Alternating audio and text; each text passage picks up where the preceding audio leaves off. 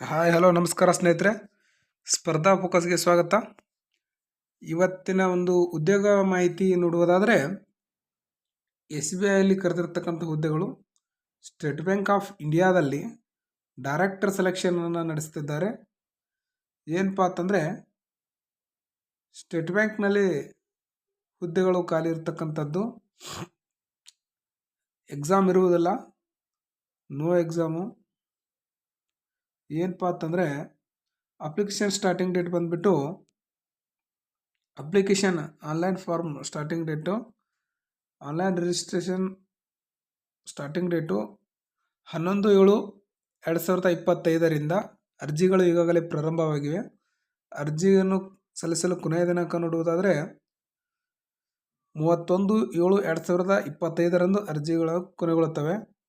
ಮತ್ತು ಪೋಸ್ಟ್ ಯಾವ್ಯಾವುದಪ್ಪ ಅಂತಂದರೆ, post name ಬಂದುಬಿಟ್ಟು ಮೊದಲಿಗೆ ಜನರಲ್ ಮ್ಯಾನೇಜರ್ ಒಂದು ಹುದ್ದೆ ಇರ್ತದೆ ಖಾಲಿ. ಅದು ಹೈದರಾಬಾದ್ ಸೆಕ್ಷನಲ್ಲಿ ಬರ್ತಕ್ಕಂಥದ್ದು.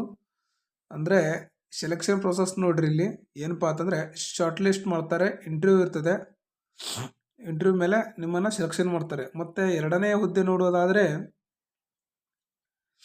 ಅಸಿಸ್ಟೆಂಟ್ ವೈಸ್ ಪ್ರೆಸಿಡೆಂಟ್ ಅಂತ ಕರೆದಿದ್ದಾರೆ. ಈ ಹುದ್ದೆಗಳನ್ನು ನೋಡುವುದಾದರೆ ಎಸ್ ಸಿಯಲ್ಲಿ 2, ಎಸ್ ಟಿಯಲ್ಲಿ 1, ಒ ಬಿ ಸಿಯಲ್ಲಿ 3, ಇ ಡಬ್ಲ್ಯೂ ಎಸ್ ಅಲ್ಲಿ 1, ಯು ಆರ್ ಅಲ್ಲಿ 7, ಟೋಟಲಿ 14 ಹುದ್ದೆಗಳು ಖಾಲಿ ಇರ್ತಕ್ಕಂಥದ್ದನ್ನು ನೋಡಬಹುದು. ಮಿನಿಮಮ್ ಏಜ್ ಲಿಮಿಟ್ ಬಂದುಬಿಟ್ಟು ಮ್ಯಾಕ್ಸಿಮಮ್ 45 ಇದೆ, ಮಿನಿಮಮ್ 33 ವರ್ಷ ಇರಬೇಕಾಗಿರ್ತದೆ ವಯಸ್ಸು. ಸೆಲೆಕ್ಷನ್ ಪ್ರೊಸೆಸ್ಸು ಸೇಮ್ ಇರ್ತದೆ, ಶಾರ್ಟ್ ಲಿಸ್ಟ್ ಮಾಡ್ತಾರೆ, ಇಂಟರ್ವ್ಯೂ ಇರ್ತದೆ. ಮತ್ತು ಏನಪ್ಪ ಅಂತಂದರೆ, ಇದು ಮುಂಬೈನಲ್ಲಿ ಮತ್ತು ಹೈದರಾಬಾದ್ನಲ್ಲಿ ನಡೆಯತಕ್ಕಂಥದ್ದು.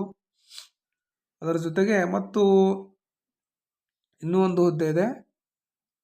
ಈ ಹುದ್ದೆಯನ್ನು ನೋಡೋದಾದರೆ ಡೆಪ್ಯೂಟಿ ಮ್ಯಾನೇಜರ್ ಅಂತ ಕರೀತಾರೆ. ಡೆಪ್ಯೂಟಿ ಮ್ಯಾನೇಜರ್ನಲ್ಲಿ ಎಸ್ ಸಿಗೆ 2 ಹುದ್ದೆಗಳು ಖಾಲಿ ಇದ್ದು, ಎಸ್ ಟಿಗೆ 1, ಒ ಬಿ ಸಿಗೆ 4, ಇ ಡಬ್ಲ್ಯೂ ಎಸ್ಗೆ 1, ಯು ಆರ್ಗೆ 9, ಟೋಟಲಿ 17 ಹುದ್ದೆಗಳು ಖಾಲಿ ಇರ್ತಕ್ಕಂಥದ್ದು. ಬ್ಲ್ಯಾಕ್ ಲಾಕಲ್ಲಿ 1, ಎಸ್ ಸಿಯಲ್ಲಿ 1 ಖಾಲಿ ಇರ್ತಕ್ಕಂಥದ್ದು. ಒಟ್ಟು 18 ಹುದ್ದೆಗಳನ್ನು ರೆಕ್ರೂಟ್ಮೆಂಟ್ ಮಾಡ್ತಿದ್ದಾರೆ. ಇದರಲ್ಲಿ ಮ್ಯಾಕ್ಸಿಮಮ್ ಏಜ್ ಬಂದುಬಿಟ್ಟು ಮ್ಯಾಕ್ಸಿಮಮ್ 35 ವರ್ಷ ಮತ್ತು ಮಿನಿಮಮ್ 25 ವರ್ಷ ಆಗಿರ್ಬೇಕಾಗ್ತದೆ. ಶಾರ್ಟ್ ಲಿಸ್ಟಿಂಗ್ ಮಾಡ್ತಾರೆ, ಇಂಟರ್ವ್ಯೂ ಇರ್ತದೆ.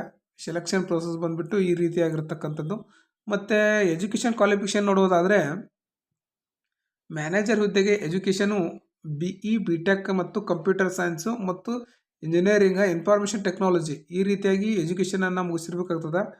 ಮತ್ತು MCA ಮತ್ತು MTech ಮುಗಿಸಿ ಮತ್ತು BSc ಮುಗಿಸಿದವ್ರಿಗೂ ಕೂಡ ಅರ್ಜಿಯನ್ನು ಸಲ್ಲಿಸಬಹುದು.